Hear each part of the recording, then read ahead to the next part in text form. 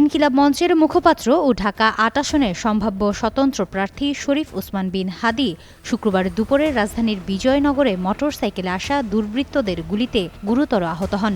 গুলিবিদ্ধ অবস্থায় তাকে দ্রুত হাসপাতালে নেওয়া হলে চিকিৎসকরা জানান তার অবস্থা অত্যন্ত সংকটাপন্ন। চিকিৎসকদের ভাষায় পরিস্থিতি এখনও আশঙ্কাজনক। এই নৃশংস হামলার পর দেশজুড়ে প্রশ্ন উঠেছে, একজন রাজনৈতিক ও সাংস্কৃতিক আন্দোলনের সংগঠককে কেন প্রকাশ্যে গুলি করা হলো, কারাই বা এর পেছনে প্রত্যক্ষ বা পরোক্ষভাবে জড়িত। এরই ধারাবাহিকতায় কাতার ভিত্তিক সংবাদ মাধ্যম আল জাজিরার বাংলাদেশ প্রতিনিধি জুলকারনাইন সায়ের তার ভেরিফাইড ফেসবুক আইডিতে একাধিক পোস্টে এই হামলা পরবর্তী নানা তথ্য প্রকাশ করেন। সবশেষ মধ্যরাত 2:11 দেওয়া পোস্টে জুলকারনাইন সায়ের আরও কিছু নতুন বিষয় তুলে ধরেন।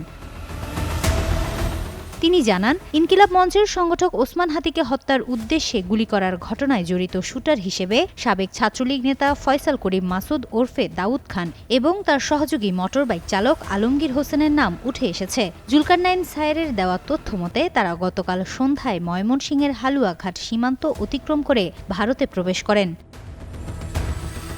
তিনি আরও উল্লেখ করেন, ভারতে প্রবেশের পর জাহাঙ্গীর কবির নানকের পিএস মোহাম্মদ মাসুদুর রহমান বিপ্লব ফয়সাল করিম মাসুদকে একটি ভারতীয় মোবাইল নম্বর সংগ্রহ করে দেন বলে বিশেষ গোয়েন্দা সূত্রের বরাতে জানা গেছে।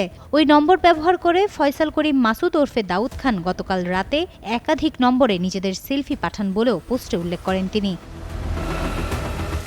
জুলকারনাইন সায়ের আরও জানান, যেসব নম্বরে ছবিটি পাঠানো হয় তার একটি ইন্টারসেপ্ট করে ছবিটি উদ্ধার করা হয়েছে এবং সংশ্লিষ্ট সূত্র নিশ্চিত করেছে যে ছবিটি ভারতের আসাম রাজ্যের গুয়াহাটিতে তোলা।